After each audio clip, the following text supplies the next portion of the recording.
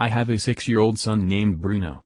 He is absolutely just the life of the party and just always super energetic. Lately, he has been coming home really sad, and I try asking him what's wrong but he never tells me. I have also tried asking his teacher if anything is going on with some kids, but his teacher said she hadn't noticed anything. Anyway, recently the movie Encanto came out. I have not gotten the chance to watch the movie but I have heard the songs, which are super catchy. I get in the singing mood and start singing the song We Don't Talk About Bruno. In the middle of me singing the song, however, my son gets super upset and storms off crying.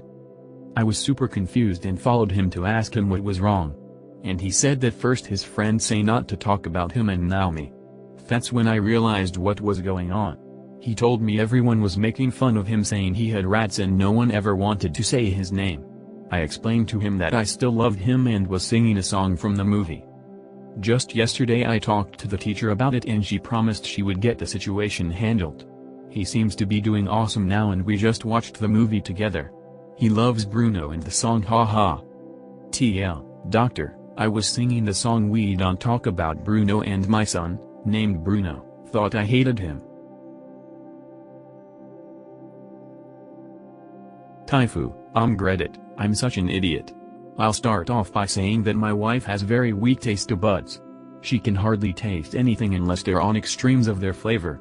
Stupid salty, stupid spicy, Well, it's my job to get the kids ready for school, make lunches, get them dressed and out to the bus, then I go off to work. Well, this particular day my wife was working an early shift so I decided to make her a lunch as well. I made ham sandwiches for all 3 lunches, 2 normal sandwiches for my daughters and 1 sandwich with the last dab spread across thickly on both sides of the sandwich. I put them all into baggies and packed up. If you don't know what the last dab is, it's a hot sauce made by a popular YouTube channel that sits at 3 million Scoville. It's not for the weak. It's powerful, it sets your whole body on fire and there isn't much to do but try milk and wait for the spice to pass.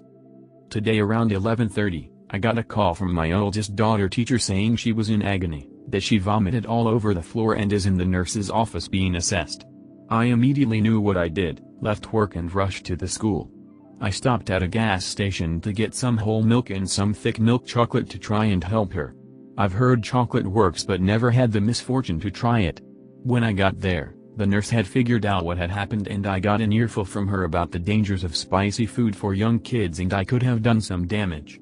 I agreed and I just let her go off on me while I was comforting my daughter because frankly I deserved it. I explained what happened to the principal who wanted to fill out an incident report. He was understanding that mistakes happen but also said this mistake could have been worse. Again, I agreed. I'm so embarrassed. When I told my wife what had happened when she got home, she went to comfort our daughter, jokingly called me a huge moron. I agreed, and we had a bit of a laugh with my 2 daughters over it. My daughter has since recovered and I've learned a valuable lesson. Don't make radioactive sandwiches around food for your kids. TL doctor, I made my daughter sick by sending her with a super spicy sandwich meant for my wife.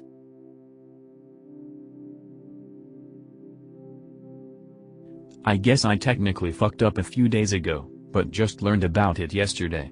Being parents of an 8-year-old, it can be hard to find time to be intimate unless it's 2 a.m. A few days ago our daughter was busy watching a movie in the living room so we thought we might be safe to sneak to the bedroom and lock the door. Unbeknownst to us, we're wrong. Yesterday as I picked up our daughter H from the school's aftercare program, one of the teachers pulled me aside and said H has been telling all of her classmates that you have a mouse problem in your house. She said she went looking for you and your wife the other night and your bedroom door was locked so she couldn't get in, but she heard a lot of squeaking noises through the door. She said we must have a lot of mice in there. I'm sure the horrified look on my face was hilarious at the time but it was a bit of a surprise. I thought we had gotten away with it. TL, Dr. Daughter heard us having sex and told the class and teacher about it. We were getting ready to head out to the bar, me, my friend, and our girlfriends, and the girls were doing makeup in the bedroom while my friend and me were playing games and sipping on some beers. My girlfriend walked out first and joined us for some pre-game shots, then my friend's girlfriend walked out and she asked us what do you think of my eyebrows? I thought she was being funny. The eyebrow makeup was super dark and it made it look like a bushy unibrow, so I bursted out laughing and my girlfriend hit my arm and then I realized she was being serious. I immediately tried to apologize but the damage was done. She was already crying and left to the bathroom. I apologized to my friend one last time then my girlfriend and I left early to go home afterwards. TL, Dr. I made my friend's girlfriend cry and ruined everyone's night.